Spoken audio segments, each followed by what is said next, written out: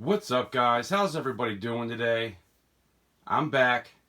Now, I don't want anybody to think I ghosted you.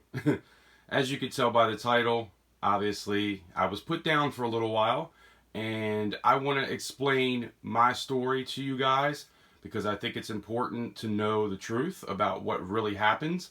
There's a lot of people out there that want to kind of act like it's nothing. There's other people that want to act like it's just the scariest thing that they've ever been involved with.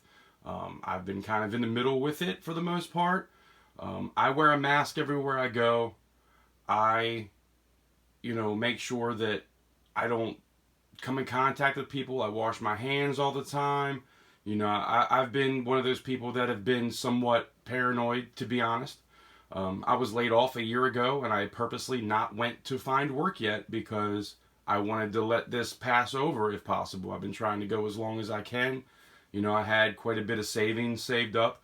Luckily, I saved up quite a bit of cash. Now, I've went through all that cash now. And, I had to cash out a little bit of an IRA, and I ended up cashing out my 401k from my old job and putting that into an IRA and taking money out too, just trying to survive and get by. I think a lot of people are doing that right now. It's scary times that we're living in, and I know that there's a lot of people that are curious about what's really going on. So I want to tell you my story, and if I jump around a little bit, sorry, my mind is probably going to leave things out. I'm not going to think about it until later. Oh shit, I forgot that, That's going to happen, I'm sure. But I'll try to keep it as smooth as possible. So, my story is basically my aunt had gotten a little bit sick. She had what she thought was a cold. She actually got tested for COVID, and I think she was even a week in from having that cold. And the test came back negative. So, the grandkids were actually going over to kind of hang out, and nobody has seen each other in a while. So the grandkids were going to get together and play, and so that's what happened.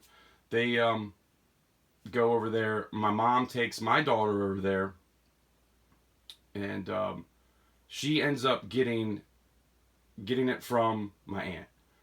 So my aunt got it, my uncle got it, and my mom got it. And I think my uncle got it from my mom because she is around him during the day sometimes. So she ended up coming home. When we found out she had it, my aunt had it, we were like, okay, we need to try to stay away from each other. So that's what we were trying to do. But it was already kind of too late.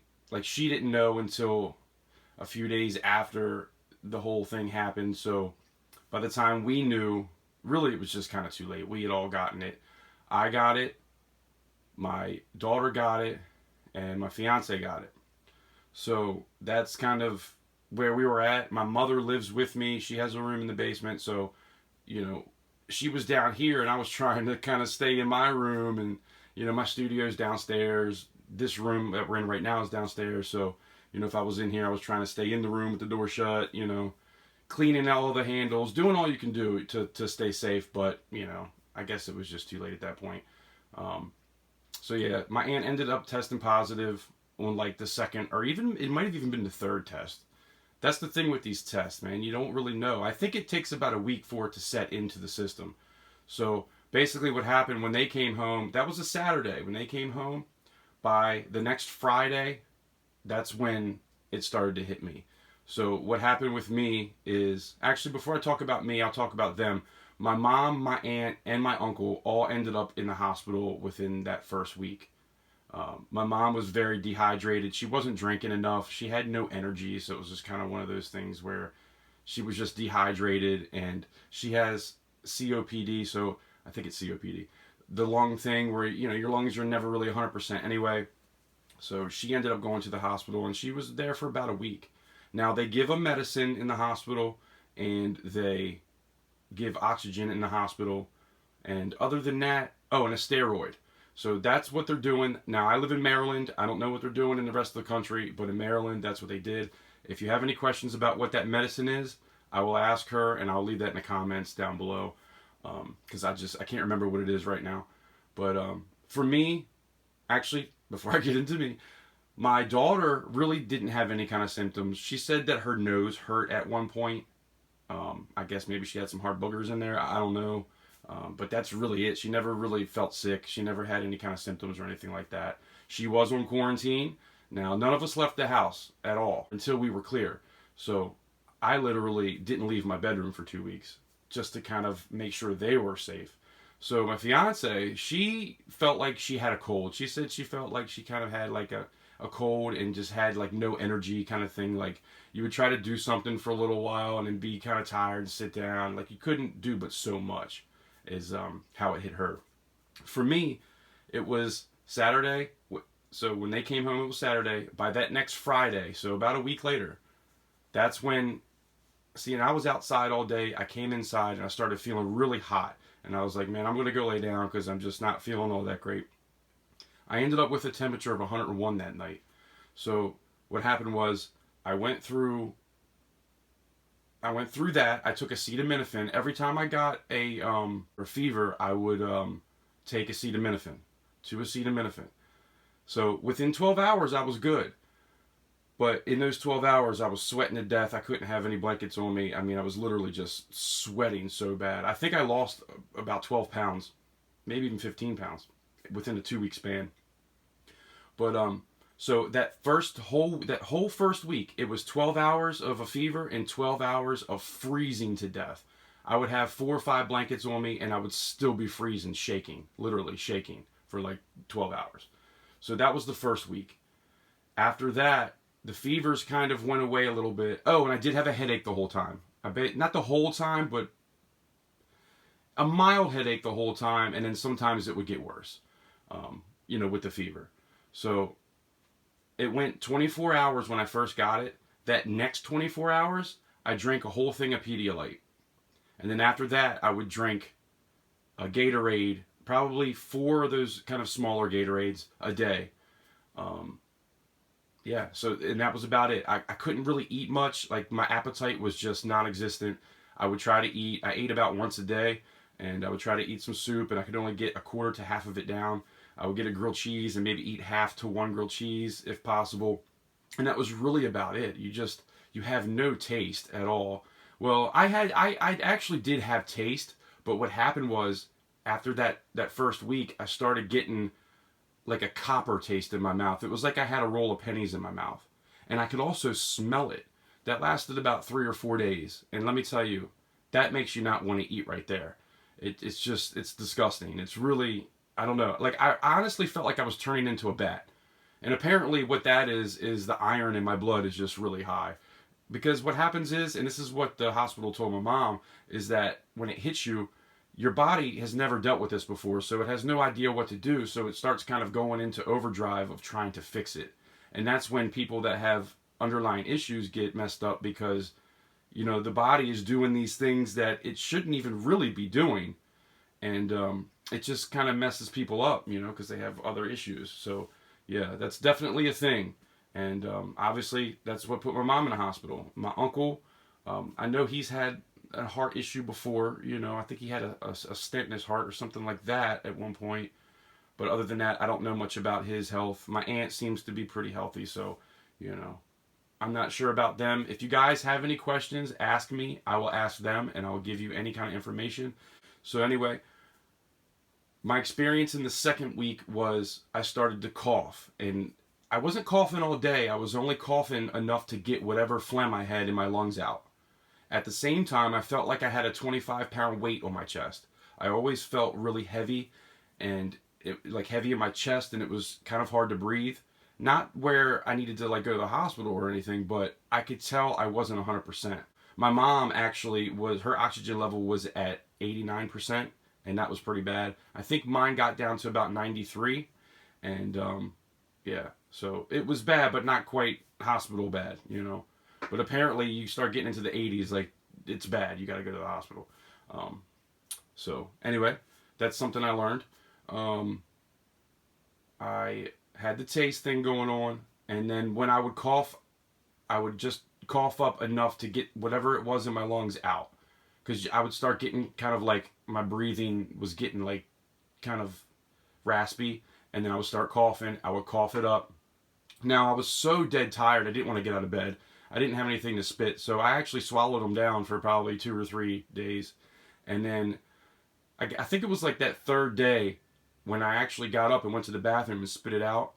And that's when I noticed that there was a little bit of blood mixed with the loogie. And I was like, oh God, that's not good. So I did kind of get in freak out mode a little bit at that point, but it wasn't that much blood. It's not like it was like a big old mess of blood. It was just a little tiny bit kind of mixed with it. And I was like, I'll just try to keep an eye on it. If it gets worse, I'll see if I have to deal with it. But what I was really trying to do is just fight it. I wanted my body to be able to fight it. I didn't take any kind of drugs or anything, like no over-the-counter, any of that stuff. The only thing I took was acetaminophen for the fever. That was it. And just tried to eat as best I could and tried to just drink as much as I possibly could. That's the thing. You need to stay hydrated. That's the most important thing that I took out of it is get Pedialyte, drink a whole thing in the first 24 hours, and at least drink Gatorade after that. You need the electrolytes to get back in your system. But you are dead tired. You do not want to even get out of bed. I didn't get out of bed for 2 weeks. So yeah, that second week was like, I was just so tired. There was 1 or 2 days where I got up, but by about 2 o'clock I was back in bed. And I basically stayed in bed for the most part because I just didn't want my family to get as bad as I was. I didn't know if me being around them, maybe they just got a little bit of the bug and I had a little bit more of the bug. Like I wasn't taking a chance. So I just stayed in the bedroom and, she would bring me a drink every now and again and bring me some food. And God bless her. She was amazing. I don't know what I would have done without her. Obviously, I would have had to get up and take care of my daughter. But, luckily she stayed home too. She knew that she had it. So we all just stayed in the house and made sure we didn't give it to the rest of the world because that's the most important part. If you get it, if you feel like you're sick, you need to stay home and you need to just deal with it. And if you got to go to the hospital, go to the hospital, but that's really the only place you want to go. I mean, that's just my opinion. I'm just telling you what I went through and what my opinion about the whole thing is. So, what else? I definitely had a headache here and there for the second week. But I progressively got better. Every day was a little bit better. By the second Friday, so the first Friday was by the time I got done with the fevers. I did get a fever of 103. I think it was 103.1. That was a little scary. That was at a point where I was like, if it gets any worse, I'm going to have to go to the hospital. But I always checked. I just kept checking. Every time I would feel hot, I would put the thermometer in and see where I was at. You just got to keep an eye on it and make sure you don't get too far. And luckily, I was always like borderline of whatever it was I was thinking. If I might have to go, I was always kind of on the good side of having to not do that. So, luckily, thank God that's what happened for me. Other than that, I told you about the lung thing. And that's the thing, like, you're not coughing all day. You're just trying to cough up whatever's in your lungs. It's not really like a bad cough thing. I never had any kind of sore throat. I always felt like I had a lump in my throat. I always felt like something was just in there. Like you could just feel it in there. I mean, it's hard to explain. There was a lump in my throat, but I never had like a sore throat like you would get with like a normal flu. Other than that, the whole taste thing and it's almost like, it reminds me of the Christmas story when the kid sticks his tongue to the pole. I have to imagine that's exactly what it tastes like. Mixed with a penny or something, it was definitely a metal taste in my mouth, and it was really gross. And yeah, so you can't eat, you really have no energy, but after you deal with it for, about 2 weeks is when I started feeling better. I started getting up, and I really couldn't take it anymore. I really just had to get out of the bed. And that's about how long it stays in your system. I think it's about 10 days from when you get it that it stays in your system, and then you're not contagious anymore. That's what they're saying now. So yeah, other than that, I'm getting pretty close to 15 minutes, so I'm going to try to cut this short. But I just wanted to tell you my story. If you have any questions or comments, please leave them down below, and I'll do my best to let you know what's going on. I'm sure there's something I'm forgetting to tell you right now. I basically gave it a left hook and knocked it out. I wanted my body to know how to deal with it. I wanted it to know how to get better if it happens. And we fought it. We did good. And that's it. So anyway, guys, I'm going to get off here. I'm running out of time. So I appreciate you stopping by. Hopefully I'll see you on the next one. Have a great day.